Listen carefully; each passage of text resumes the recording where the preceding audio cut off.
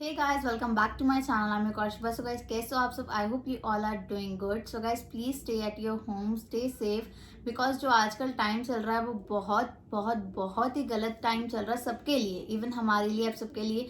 आपने हमारी पोस्ट में देखा ही होगा, स्पेशली मेरी पोस्ट इंस्टा पे जो रेगुलर अपडेट हो रही हैं। मेरे नाना जी अब नहीं रहे, he is no more. And आज इस बात को 1 वीक हो चुका है एंड हमें भी नहीं पता था कि ये कैसा टाइम चल रहा है और एक दिन में ये सब हुआ। एक दिन में इतना कुछ बदल गया हमारी लाइफ में, इतना बड़ा लॉस हो चुका है। तो गाइस प्लीज़ एक रिक्वेस्ट है हम दोनों की तरफ से कि आप प्लीज़ अपने घर पे रहो। ये वीडियो मैं अकेली नहीं बना पा रही थी, मैं बहुत अंदर से इतना बैड फील हो रहा था कि मैं कैसे शेयर करूं ये बात। बट आप सबने इतने सारे डीएम कर दिए कि नाना जी को क्या हुआ था, आपके नानू बहुत क्यूट थे, उनको क्या हुआ एकदम से। तो एक एक करके आप इतना समझ सकते हो कि सबको मैं नहीं रिप्लाई कर सकती कि उनको क्या हुआ, क्या चीज़ हुई है। इस वीडियो में यही चीज़ हम कवर करना चाहते हैं बिकॉज हमारे ही कई फैमिली मेम्बर्स को नहीं पता। एक दिन वो हॉस्पिटल में एडमिट होने गए हैं, नेक्स्ट डे भी नहीं हो पाया। विद इन 24 आवर्स से भी कम का टाइम। और हमें न्यूज़ मिल गई कि वो अब नहीं है इस दुनिया में। इवन मेरी नानी जी तो आप लगा लो कि वो 3 डेज तक जैसे पत्थर बन जाते हैं वही बन गए थे, उनको कुछ आइडिया नहीं था कि चल क्या रहा है। इवन वो सामने ही थे मेरे नाना जी के, जब नाना जी की बॉडी आई थी घर पे, तो उनको ये भी नहीं पता था कि सामने बॉडी है, उनको कुछ भी नहीं पता था, कुछ भी नहीं। आज 1 वीक हो गया तो मेरी मम्मा ने सुबह कॉल करके नानी जी से बात की कि आज 1 हफ्ता हो चुका है डैडी को गए हुए, उनको वो भी नहीं पता कि हो क्या रहा है, क्या चल रहा है। हमारे पास सारी क्लिप्स हैं, फोटोज हैं, सब कुछ है हमारे पास। जब वो हॉस्पिटल में एडमिट हुए, आईसीयू में गए, when he is on ventilator, हमारे पास सारी पिक्स हैं। हम नानी जी को धीरे धीरे करके दिखाएंगे, हम एकदम नहीं दिखा सकते because she is also not well. तो एकदम से हम उनको भी कोई झटका नहीं देना चाहते। अब उनको इतना तो बता दिए। उनको क्या, हमने अपनी 2 मासी जी को भी नहीं बताया, मतलब कि नेहा दीदी की मम्मा को नहीं बताया। आप सबको इतना पता होगा, मेरे लास्ट ब्लॉग में मैंने आपके साथ शेयर किया था कि मेरी बड़ी मासी एडमिट है हॉस्पिटल में और घर पे आएंगे। लास्ट ब्लॉग में ही पूरी बातें शेयर की थी कि वो घर पे आएंगे, खुशी मनानी थी कि उन्होंने घर आना था। जिस दिन मेरी मासी जी की हॉस्पिटल से छुट्टी हुई, उनको वहां से डिस्चार्ज मिला, उसी दिन रात को 11:30 बजे हमारे पास न्यूज़ आ गई थी कि नाना जी की तबीयत बिल्कुल ठीक नहीं है। आप उन्होंने वेंटिलेटर पे नाना जी को डाल दिया था। लेकिन जब हम लोगों ने उनकी पिक्स देखी तो हम लोग को ये चीज़ रियलाइज़ हो चुकी थी कि वो अब नहीं रहे, उनकी सोल जा चुकी है। मम्मा को इधर से हम शाम में 7 बजे के आसपास घर लेकर आते हैं और उधर से नाना जी 11:30 बजे हम सबको छोड़ के हमेशा के लिए चले जाते हैं। बट डॉक्टरों ने अभी कहा था कि हम ऐसे नहीं डिक्लेयर कर सकते बिकॉज उनकी अभी धड़कन चल रही है। वो गाइस वेंटिलेटर पे जब डाला था उसी टाइम ये चीज़ हो गई थी कि हाँ थोड़ी दिन के लिए रखेंगे। थोड़े दिन क्या, वो कुछ पल भी नहीं उस पर बिता पाए। जबकि हमेशा एकदम हेल्दी और एकदम तंदुरुस्त रहने वाले हमारे नाना जी, जो शायद कभी डॉक्टर्स के पास भी नहीं गए। मतलब I am 31 years of age और मैंने अपने एज स्पैन में उन्हें कभी ऐसा कहते हुए नहीं देखा कि मैं डॉक्टर से इंजेक्शन लगवा कर आ रहा हूँ या फिर मैं डॉक्टर से दवाई लेकर आ रहा हूँ। बिल्कुल फिट एंड फाइन रहने वाले हमारे नाना जी हॉस्पिटल एडमिट होने से भी बिल्कुल 2 दिन पहले तक खुद जाके नानी की सारी दवाइयाँ लेकर आने वाले, खुद जाके घर की चीज़ें खरीद के लाने वाले। और it was so hard to believe for us कि ऐसा कैसे हो गया एकदम से हम लोग के साथ। विदाउट व्हीकल, उन्होंने कोई व्हीकल भी नहीं यूज किया, पैदल जाते थे हर जगह। इवन मेरी मम्मा के घर पे आना होगा, अपनी बेटी के घर में या मासी जी के घर जाना होगा, वो पैदल ही जाते थे। कोई उनके पास स्कूटी है, बाइक है, उनके बेटी के पास भी बाइक है, सब चीज है, ठीक है कहने को, बट वो पैदल ही जाते थे, इतने फिट थे। अगर उनके बारे में किसी को पता चल रहा है, वो यही चीज मेरे को मैसेज लिख के भेज रहे हैं हमारे रिलेटिव में से कि अंकल जी तो बिल्कुल फिट थे, हेल्दी थे, इनको एकदम से क्या हो गया। उल्टा मेरी नानी जी हैं, बीमार रहती हैं, उनके शरीर की हड्डी का उनका ऑपरेशन हुए हैं, ठीक है, वो अच्छे से चल भी नहीं पाते बिना सहारे के, और उनको सहारा देने वाले मेरे नाना जी ही थे और कोई नहीं है सहारा देने वाला। उनको पकड़ पकड़ के, यहाँ से पकड़ पकड़ के मेरी नानी जी चलती थी। जिस गुरुद्वारे में यहाँ से पकड़ पकड़ के मेरी नानी जी चलती थी, नाना जी को पकड़ के, आज वो सहारा ही नहीं रहा। उनको ये भी 3 दिन के बाद पता चला। नानी जी को कैसे पता चला? जब मेरी कंवल मासी को पता चली ये बात, बिकॉज मासी जी भी ठीक नहीं थी इसलिए उनको नहीं बताया था। बताना मेरी मम्मा को भी नहीं था बिकॉज वो भी ठीक नहीं थी। एकदम से कहते हैं झटका लगता है, क्योंकि बिल्कुल फिट एंड फाइन थे, तो इनको एकदम से क्या हो सकता है। और जब मेरी मम्मा को पता चला कि नाना जी नहीं रहे, उनका रिएक्शन ही कोई और था। वो मुझे कह रहे हैं, शिवा तू क्यों रो रही है, क्यों होया? डैडी तो ठीक हो के कारण के, तेनों क्यों है? पागल हो गई जो रोई जा रही है। वो टाइम बहुत डिफिकल्ट था मेरे लिए, सबके लिए। एंड इनकी मम्मा को, मतलब मेरी बड़ी मासी को कैसे बताया? हम सब बहुत बहुत बहुत डरे हुए थे, बिकॉज बताना बहुत ज़रूरी था। भोग था, पहुंचना सब बच्चों का ज़रूरी था। 3 बेटियां हैं नाना जी की और 1 बेटा है, सबको पहुंचना बहुत ज़रूरी था। मासी जी को बताने के लिए नेहा दीदी की हिम्मत नहीं हो रही थी अकेले बताने की, तो हम सब ने ये सोचा कि सारे एक साथ इकट्ठे होंगे और मासी जी को बताएंगे। मेरे पापा, मम्मा, नेहा दीदी, मोंटी, मैं सब गए। एंड धीरे धीरे बात स्टार्ट की मेरे पापा ने, कि ऐसे बात स्टार्ट की है कि हमारा साथ बहुत बड़ा लॉस हुआ है। जो देखते ही हम लोगों को समझ गई थी कि कुछ हुआ है। हाँ, उन्होंने हमसे क्वेश्चन करने शुरू कर दिए कि क्या बात है, तुम सब एक साथ आए हो, डैडी ठीक है? कोरोना के टाइम पर आए हो, कुछ बात है मुझे बताओ, मम्मी ठीक है, डैडी ठीक है। And we were all speechless. और उन्होंने इतनी चीजें बोल दी थी कि मुझे शक तो कल ही हो गया था जब मैंने प्रिंस को परना बांधा देखा था। प्रिंस मतलब मासी जी के बेटे, बिकॉज वो ऐसे कभी परना बांधते ही नहीं। केसरी परना तो कभी नहीं बांधते। और जैसे घर पे होते हैं, बंदाना बांध लिया या कैप डाल ली या पगड़ी डाली, बिकॉज ब्लैक कलर की टर्बन वो डालते हैं। मोंटी ने भी परना बांधा था वाइट कलर का, तो वो देखते ही शक हो गया। एंड इन सबके बीच में ना मासी जी वीडियो कॉल जरूर करती थी। हम थोड़ा उनको इग्नोर करने लग गए थे, जस्ट बिकॉज उसका रीजन ये था कि हमारे मुंह से कभी कोई सच ना निकल जाए कि क्या चीज हो रहा है। उस टाइम हम अपने आप को ही नहीं संभाल पा रहे थे, बहुत डिफिकल्ट सिचुएशन थी। एंड उन्होंने क्या बोला, शानी नो फोन दे। अलग अलग टाइम पे सबको अलग अलग वीडियो कॉल्स करने और सबसे अलग अलग तरीके से पूछना कि शायद कहीं से कुछ पता चल जाए या कहीं किसी की कोई स्टेटमेंट मैच ना हो।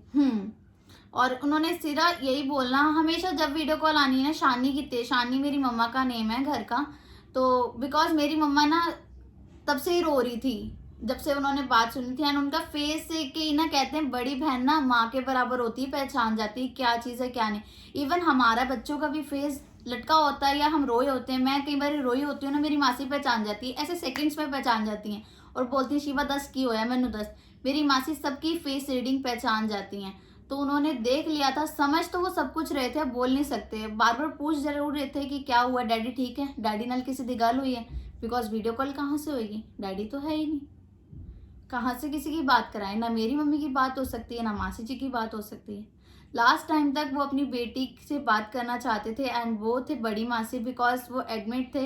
एंड मेरी मामी जी ने ये चीज़ बताई है कि जब मेरे नाना जी को बात पता चली कि उनकी छुट्टी हो गई है, बड़ी मासी घर जा चुकी है, तो उन्होंने शुक्राना किया बाबा जी का।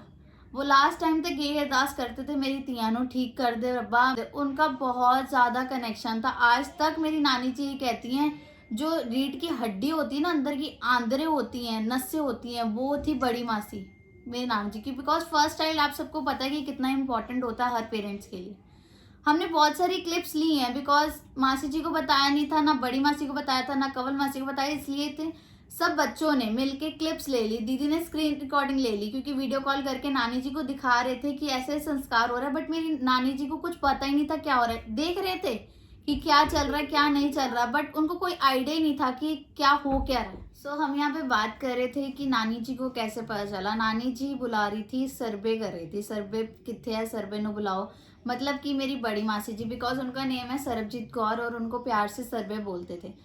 और अब मानोगे, जब नानी जी की बात बड़ी मासी से हुई, वो तब जाके सही सिचुएशन में आए। उनको कुछ नहीं पता था।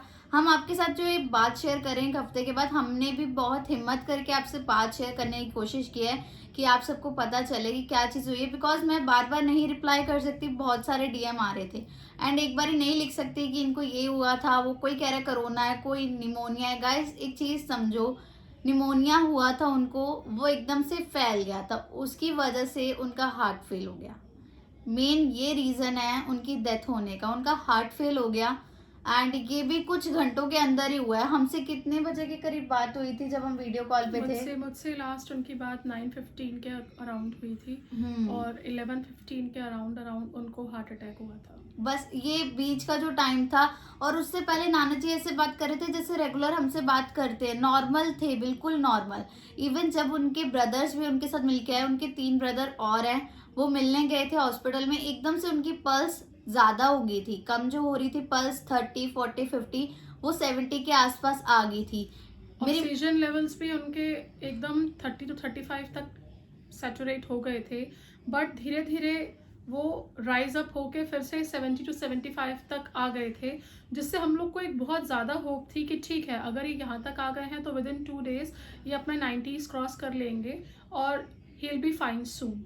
हमें यही था कि जैसे मासी ठीक हुई हैं, मासी को हॉस्पिटल में रहते भी 1 वीक से ज़्यादा ही हो गया था, बट ये तो एक दिन भी वहाँ पे ठीक नहीं रह पाए। सेम हॉस्पिटल में थे दोनों के दोनों, मासी भी एंड नाना जी भी, मतलब कि पापा और बेटी सेम हॉस्पिटल में थे। उसी हॉस्पिटल में से ठीक होके मेरी मासी जी घर पे आई हैं। अभी उनको वीकनेस है, ये नहीं कह सकते कि बिल्कुल ठीक हो गई हैं कोरोना के बाद, ऐसा नहीं कह सकते, बिकॉज हर किसी के अंदर वीकनेस होती है। और जो नाना जी की एज थी 70 प्लस थी, तो उसमें थोड़ा कहते हैं रिकवर करना मुश्किल होता है, बस यही रीज़न था, वो रिकवर नहीं कर पाए। And one most important thing is this कि हम जब सुबह कितने बजे की बात है, 7 बजे करीब हमारे पास न्यूज़ आई, मामी जी ने हमें फ़ोन किया कि उनकी पल्स ठीक हो गई है। जब उनको वेंटिलेटर पर डाला था, उनकी नब्ज भी चलने लगी है, पल्स भी ठीक आ गई है। हमें एक होप हो गई कि चल अब ठीक हो जाएंगे, अब हम थोड़ी देर रेस्ट करते हैं। अदरवाइज हम पूरी पूरी रात जागते थे, सोचते थे क्या हो रहा है क्या नहीं हो रहा। जितनी देर हमने हाफ एन आवर और 15 मिनट्स हमने दीदी रेस्ट किया होगा, उतने में न्यूज़ आ गई कि वो अब नहीं रहे। एंड जो उस टाइम मामा जी ने एकदम फ़ोन किया, मेरी मम्मा पाठ कर रही थी, उसी टाइम मामा जी ने जब ये बोला ना कि अब मेरी माँ भी नहीं रहेगी, वो हैंडल करना बहुत मुश्किल हो गया था। और हम सब ये सोच रहे थे कि हम जो 2 बेटियों से छुपा रहे हैं, उसके बाद क्या होना है ये हमें भी नहीं पता। हम बहुत डर डर के गए थे। इवन दीदी के घर पे जब हम चढ़े, मासी जी के घर पे 2 फ्लोर चढ़ना था, एक एक स्टेप हम लोग कैसे रख रहे थे ना, ये हमें पता है कि ऊपर जाके हम क्या बात करेंगे। दीदी ने बोला अंकल जी, मतलब मेरे पापा जी को मास्टर जी नहीं हमारे में बोलते हैं, हम अंकल जी बोलते हैं, तो कि आप ऊपर जाओगे ना मैं तब ऊपर चढ़ूंगी, नहीं तो मैं अकेले नहीं जाऊंगी, मेरे में हिम्मत नहीं है अकेले बात करने की। एंड जब मासी जी को बताया, वो जिस चेयर पे बैठे थे वो एकदम ऐसे ही हो गए, शॉक हो गए। हम सबके लिए बहुत डिफिकल्ट टाइम है। सो गाइज प्लीज़ एक रिक्वेस्ट है कि अपनी फैमिली को बचाना है तो प्लीज़ घर पे रहो, बिल्कुल भी बाहर मत जाओ, बिकॉज जो एयर है उसमें ही वायरस है। अब तो एक और वायरस आ गया, ब्लैक फंगस। तो प्लीज़ सेफ रहो, घर पे रहो, अपने लिए, अपनी फैमिली के लिए। फैमिली से बढ़कर कोई नहीं होता। अगर आज आप सोच रहे हो ना कि हाँ हम बाहर चले जाते हैं, यहाँ हुआ आते हैं, वहाँ घुमाते हैं, ये सही नहीं है। हमारे साथ जो हुआ है हम नहीं चाहते किसी और के साथ हो, बिकॉज अगर घर का एक पिलर हिल गया ना, मतलब पूरी फैमिली बर्बाद है। हमारे से अभी तक हैंडल नहीं हो रहा, तो सोचो। मेरी नानी जी इस सिचुएशन में कह रही हैं कि फ़ोटो सामने पड़ी है नाना जी की, उन्होंने बिल्कुल अपनी आंखों के सामने रखी है। कहते देख मैनू हंस हंस के वेख रहे हैं, मेरे ना पंगे ले रहे हैं, मैनू तंग कर रहे हैं। वो इस सिचुएशन में ही नहीं, वो मान ही नहीं पा रही कि वो है ही नहीं अभी। और सबसे जो ख़राब बात है इस टाइम की वो ये है कि जो लोग भी अपनी सोल जर्नी कंप्लीट करके जा रहे हैं, उनको उनके लास्ट के रिचुअल्स भी नहीं मिल रहे। वो आखिरी स्नान, वो आखिरी घर के अंदर जिस तरह से हम एक शरीर को लेकर आते हैं, उनको दिखाते हैं कि हाँ यहाँ पर इस आदमी ने अपना जीवन काटा है, वो सब नहीं मिल पा रहा। You only became bodies. You only became bodies for the government, for the hospitals, for each and everything. But for your family, for your kids, you are an entire world.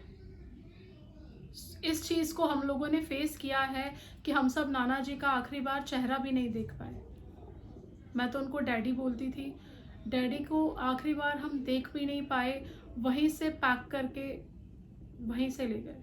PP kit उनको डाली थी। And ये भी Monty ने उनके friend से बात की तो उन्होंने हमें बॉडी दे दी। अदरवाइज कोई भी अब हॉस्पिटल बॉडी नहीं दे रहा, सीधा वहाँ से शमशान घाट जाती है बॉडी एंड संस्कार हो जाता है। बट मोंटी ने बोला नहीं, जहाँ पे नाना जी रहते थे वहाँ पे फेरा डलवा के ज़रूर जाना है। कोई रिचुअल नहीं हो रहा, एक ये रिचुअल ज़रूर करेंगे। तो मोंटी के फ्रेंड हैं, वो लेके आए थे कोई एम्बुलेंस, उसके अंदर नाना जी की बॉडी थी एंड पूरी पीपी किट से उनको पूरा कवर किया हुआ था। हमारे पास फोटोज ही हैं, हमने लाइव ऐसा कुछ नहीं देखा कि हम लास्ट में उनका फेस देख सके, सिर्फ फोटो देखी है, दैट्स इट। उनके घर के नीचे से ही बस एम्बुलेंस निकाल के ले गए। इवन मेरी मम्मा वहां पे टच करने जा रही थी, मेरी मम्मा गिर भी गई वहां पे बिकॉज चक्कर आ गए एकदम से। और इतनी, कहते हैं ना हमारे में कहते हैं, इतना रोला पड़ा, इतनी चीखें निकली। मेरी नाना जी की सिस्टर्स, उनके ब्रदर सारे थे एंड लास्ट बात मेरी नाना जी की हुई थी दीदी से, और किसी से भी नहीं हुई।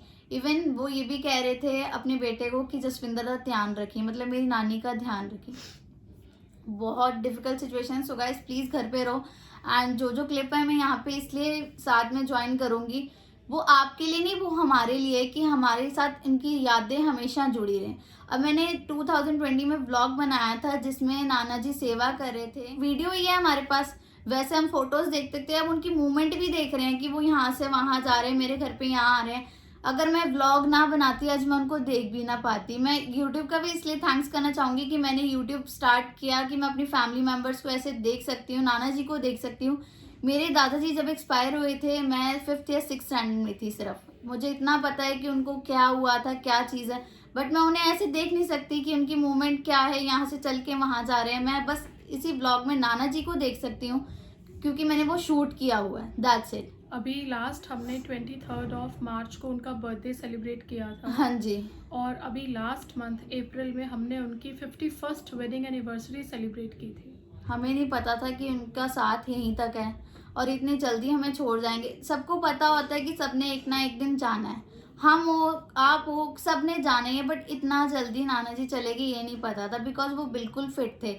उनको कोई प्रॉब्लम नहीं, कोई बीमारी नहीं, कोई कुछ नहीं। सिर्फ उनके ऑक्सीजन लेवल जो है घर पे 85 आ रहा था और डॉक्टर ने उनकी एज को देखते हुए सजेस्ट किया कि आप इनको एडमिट करा दीजिए, आप इनको हॉस्पिटलाइज करा दीजिए ताकि इनकी रिकवरी जो है और फास्ट हो जाए।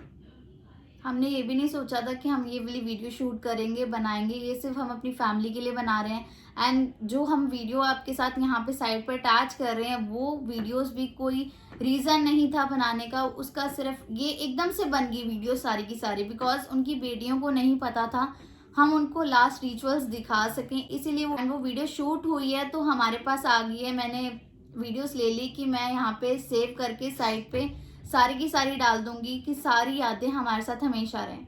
एक्चुअली क्या होता है कि फ़ोन चेंज करते हैं ना तो कई बार वीडियो करप्ट हो जाती है, हमें नहीं मिलती, तो इसीलिए हम यूट्यूब पे हमेशा के लिए सेव करके रखना चाहते हैं, दैट्स इट, यही रीज़न है हमारा। अगर आपकी फैमिली का, आपका कोई रिलेटिव, आपका कोई फ्रेंड, आपका कोई फैमिली मेम्बर कोविड से रिकवर हुआ है और तब भी आप सोच रहे हैं कि ठीक है वो घर पर आ गया है या घर पर ही रिकवर हुआ है, तो कोई बात नहीं, 8 दिन हो गए, 10 दिन हो गए, now we can go out, please don't do this. Black fungus एक महामारी घोषित हो चुका है राजस्थान में, तेलंगाना में, और ये उन्हीं लोगों को हो रहा है मैक्सिमम जो लोग कोरोना से रिकवर हो रहे हैं because of high intake of steroids. ज़्यादा मेडिकल फैक्ट्स को ना जानते हुए हमें सिर्फ इतना पता है कि जिस वक्त एक आदमी अपनी ज़िंदगी और मौत से लड़ रहा होता है उस वक्त हम नहीं देखते कि उसको कौन सी दवाई दी जा रही है, उस वक्त हमारे लिए सबसे ज़्यादा इम्पॉर्टेंट होता है उसकी जान बचाना। और उतना ही ज़्यादा ज़रूरी है घर पर आने के बाद बाकी सभी प्रिकॉशंस को प्रॉपरली फॉलो करना ताकि आप उसकी जान वाकई में बचा सकें। So please stay home, stay safe. So guys ये था हमारी आज की वीडियो में। आई होप ये वाली वीडियो आपके लिए हेल्पफुल होगी। एंड लास्ट पे हम यही रिक्वेस्ट कर सकते हैं, हाथ जोड़ के मैं आपसे रिक्वेस्ट कर रही हूँ कि प्लीज़ बाहर मत जाओ, घर पे रहो, सेफ रहो, अपने लिए, अपनी फैमिली के लिए, बिकॉज गाइज हम लोग क्या हैं, हम लोग हैंडल कर लेते हैं, रिकवर हो जाते हैं, ठीक है। जो बुजुर्ग हैं जिनकी एज 50 अबव है उनके लिए सोचो, अपने पेरेंट्स के लिए सोचो।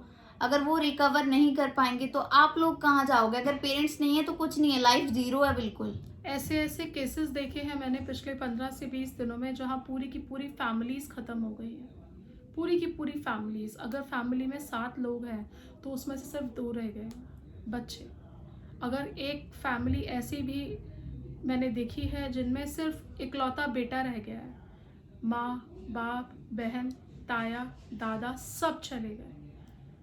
सो अगर आपके पास फैमिली है, भगवान का बहुत बहुत शुक्रगुजार अपने आप को समझो, भगवान का शुक्रिया अदा करो और प्लीज़ अपना और अपने परिवार वालों का अच्छे से ध्यान रखो। ये सब तो आप ही जानते हो कि फेसबुक खोलो या इंस्टा, आप कोई भी ऐप चला लो, सब में यही न्यूज़ आ रही है। इवन अभी क्या न्यूज़ चल रही है कि 2 बच्चे रह गए फैमिली में से छोटे-छोटे, 6 साल का और 8 साल का, ब्रदर एंड सिस्टर हैं, एंड उनको अडॉप्ट करने की बात हो रही है बिकॉज़ उनके पेरेंट्स नहीं रहे। तो आप ये सब सोचो तो प्लीज़ घर पे रहो। सो हम इस वीडियो को यहीं पे एंड करते हैं। अगर थोड़ी-सी बड़ी होगी उसके लिए सो सॉरी फॉर दैट। हम बस अपनी फीलिंग्स शेयर करना चाहते थे एंड ये वीडियो हमेशा के लिए सेव करके रखना चाहते थे। सो गाइस, कोई भी भूल चुका है उसके लिए सॉरी, एंड मिलते हैं आपसे नेक्स्ट वीडियो में। एंड यहाँ पे एक चीज़ मैं लास्ट में ज़रूर बोलना चाहूँगी, आप लोग कह रहे हो कि जल्दी जल्दी वीडियो अपलोड करो। अब गाइस प्लीज़ आप किसी का घर का माहौल देखो कि कौन सी चीज़ कैसे चल रही है। हमारा माइंड ही नहीं सेट हो पा रहा कोई चीज़ वीडियो को अपलोड करने में, वीडियो शूट करने में। अपलोड तो बात की बात है, पहले उसको वीडियो को बनाऊंगी, उसके बाद एडिट करूंगी, वो माइंड सेटल नहीं हो रहा। Please give me few days, उसके बाद मैं कंटिन्यू करूंगी अपने वर्क को।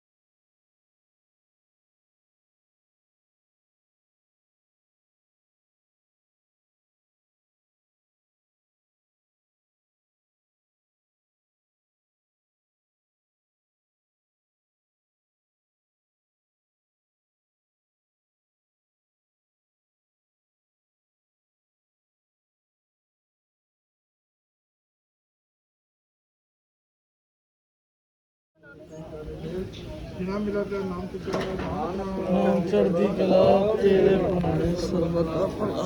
ਵਾਹਿਗੁਰੂ ਜੀ ਕਾ ਖਾਲਸਾ, ਵਾਹਿਗੁਰੂ ਜੀ ਕੀ ਫਤਿਹ। ਬੋਲੇ ਸੋ ਨਿਹਾਲ। ਸਤਿ ਸ੍ਰੀ ਅਕਾਲ।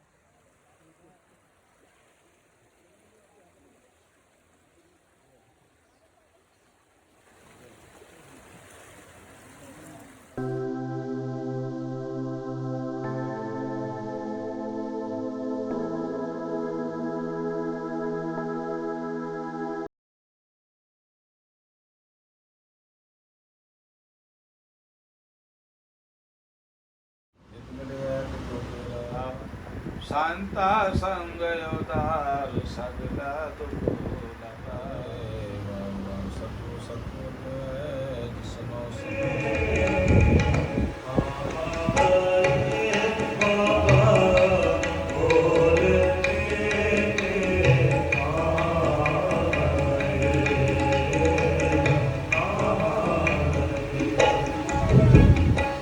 बोलना जी वाहिगुरु वाहिगुरु वाहिगुरु एक ओंकार से वाहिगुरु जी की फतेह श्री गुरु भक्ति की सहाय वार श्री गुरु भक्ति जी की पातशाही दसवीं प्रथम गुरु भक्ति सिमट है गुरु नानक लेते आए रंगत गुरते अमरदास रामदास में सहाय अर्जन हर गोविंद सिमरो श्री हर राय श्री हर कृष्ण ते आइए जिस बिठे सब दुख जाए तेग बहादुर सिमरे कर्म में दावेंदा है सिखाइयों इस अरदास बेनती जोगड़ी है आप जी का हुक्म है देहा चीनी लिखिया तेहा हुक्म गुनाहे कले आवे नानका सते उठी जाहिद महवक अनुसार सरदार भुपिंदर सिंह जी सरना जिन्नी स्वासां दी पूंजी संसार पे यात्रा आप जी ने बख्शी पूरी करते पिछले दिनों में गुरु चरणों में जा बिराजे इन्हों के सेवक परिवार वालों मिल करके सतगुरु तिस जीव आत्मा लई पावन हजूरी अंदर विशेष तौर पर दीवान सजे सजे दीवाना में इलाही बाणी के कीर्तन गुरमत विचारा 6 पौड़ियां नाम साहिब जी के जाप होए अखर वादा घाटा भुल चुक माफ करनी अगाह को सुनत बख्शिश करनी सुनुची बाणी का भाव मातम भला उपदेश इस जीव आत्मा को बख्शिश करके कहत कबीर सुनो रे संतो खेत ही करो निबेरा की बार बख्श बंदे को मोर न पंदर फेरा सदी की काल अपने चरणों में निवास बख्शिश करना आत्मिक शांति बख्शिश करनी समुचे परिवार को दया करो नानक गुण गावे मिठा लगे तेरा पाना मिठ पाना मनन का बल बख्शिश करना सबने जिए जो अनहोनी होए एहो मार्ग संसार को नानक फिर नहीं कोए। सो जो रिचुअल्स थे हमने सारे इस वीडियो में ऐड कर लिए हैं जस्ट बिकॉज उसका रीज़न ये है कि हम वो वीडियो कभी भी लाइफ में डिलीट नहीं करना चाहते, हम सब अपने पास रखना चाहते हैं। ऐसे मिसप्लेस हो जाए वीडियो तो ऐसे किसी को भी अच्छा नहीं लगेगा, हमें क्या किसी को भी अच्छा नहीं लगेगा। एंड हमने लास्ट में ये भी सोचा था कि सबसे पूरे फैमिली मेम्बर्स में जितने भी हैं जने हम सबसे 2-2 लाइंस बुलवाएं नाना जी के बारे में कि वो कैसे थे, उनका क्या नेचर था। बट इस टाइम कहते हैं ना कि अभी दिल में बैठी हुई है बात कि वो लाइफ से गए ही नहीं है, अभी कोई भी नहीं मान रहा, ना नानी जी मान रही ना कोई मान रहा है। तो इसलिए हमने किसी को फोर्स ही नहीं किया, फोर्स की कहने की बात ही नहीं, क्योंकि हमने किसी से बात ही नहीं की इस बारे में। ये सिर्फ हम दोनों को ही पता है या हमारी मम्मा को पता है, दैट्स इट। फिर हमने लास्ट में ये डिसाइड किया कि ये वीडियो हमने स्टार्ट किया, हम ही एंड करेंगे। एंड हम इतनी चीज़ बोलेंगे कि हमारे नानू जो थे वो सुबह 3 बजे उठ के पाठ करने बैठ जाते थे। एंड उनके कर्म ही हैं जो सामने कि उन्होंने कभी किसी से सेवा नहीं कराई। लाइक मेरी दीदी कहती है कि उन्होंने कभी ऐसे नहीं किया, है ना दीदी? उनका हाथ हमेशा ऐसे रहा, हमेशा देने वालों में रहे हैं वो, कभी उन्होंने किसी से कभी कुछ मांगा है नहीं, ना ही कुछ एक्सपेक्ट किया। लास्ट में हम 2 गाने की लाइंस बोलना चाहते हैं सिर्फ अपने नानू के लिए। तेरा मुझसे है पहले का नाता कोई, यूं ही नहीं दिल लगाता कोई। तेरा मुझसे है पहले का नाता कोई, यूं ही नहीं दिल लुभाता कोई। जाने तू या जानना, माने तू या मानना। I love you Nanu, I love you so much, we all love you so much and we miss you so much। So guys यहीं पे इस वीडियो को एंड करते हैं। थोड़ी सी बड़ी होगी उसके लिए सॉरी, बट ये हमने अपने लिए भी बनाई है मेमोरीज रखने के लिए। सो मिलते हैं नेक्स्ट वीडियो में, टिल देन बाय बाय।